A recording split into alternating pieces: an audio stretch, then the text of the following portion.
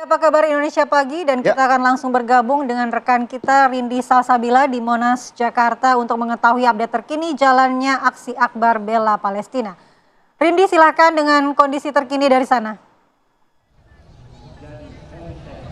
Ya, selamat pagi Mala, Philip dan juga pemirsa. Semakin siang semakin ramai warga yang berdatangan ke kawasan Monas, Jakarta Pusat untuk ikut serta dalam aksi damai bela Palestina yang diadakan oleh Majelis Ulama Indonesia dan juga Aliansi Rakyat Indonesia Bela Palestina pada hari ini. Dan memang berdasarkan pantauan kami sejak subuh tadi sudah banyak sekali warga yang datang, dan sekarang semakin banyak warga, bahkan kami memprediksi ada sekitar belasan ribu orang yang sudah hadir di sini untuk meneriakan atau menyuarakan dukungannya terhadap Palestina. Dan juga tadi kami sudah mendengarkan berbagai orasi dari sejumlah ustadz, dan mereka menyoroti sejumlah hal begitu ya. Yang pertama adalah membebaskan Gaza, rakyat Gaza maksud kami, dari serangan Zionis yang sangat kejam yang berupa genosida begitu, dan juga menuntut pemerintah Mesir yang mana merupakan tetangga terdekat Palestina, tepatnya mereka juga ada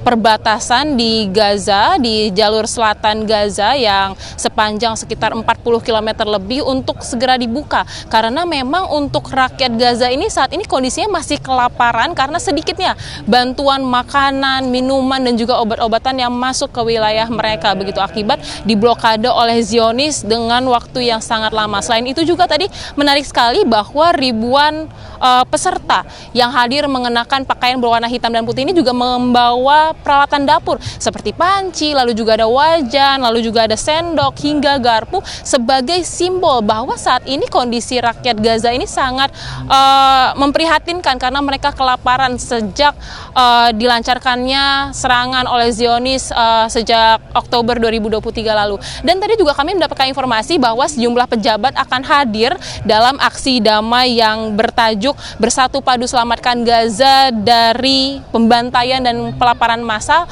yakni yang dijadwalkan adalah Menteri Luar Negeri Sugiono, lalu juga ada Menteri Kebudayaan Fadlizon, lalu juga ada sejumlah ulama dan ustadz seperti Ustadz Abdul Somad dan juga A'ajim. Dan memang pemirsa, tadi juga yang paling disoroti adalah menuntut Zionis atau Israel untuk menghentikan serangannya, genosida terhadap rakyat Gaza, karena memang sebenarnya Palestina ini merupakan korban begitu ya dari serangan yang bertubi-tubi, dan sejatinya pun memang tanah Gaza yang saat ini diserang begitu oleh Israel adalah milik rakyat mereka sendiri begitu. Bahkan mereka pun juga dari para orator ini juga menolak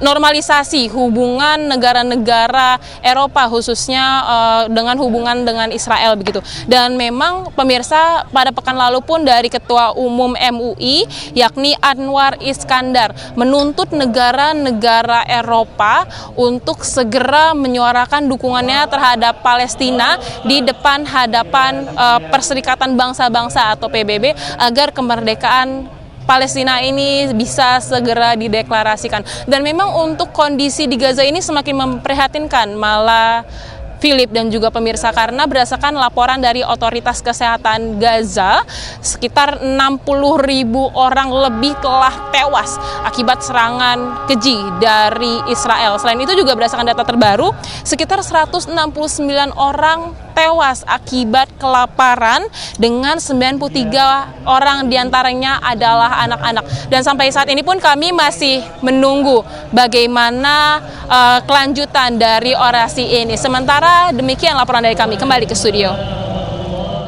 Baik, terima kasih untuk laporannya Rindi Salsabila dari kawasan Monas terkait tadi aksi bela Palestina begitu ya, yang tentunya memang sudah sangat ramai. Semakin siang semakin ramai. Setelah dari sini kita akan ikut ke sana.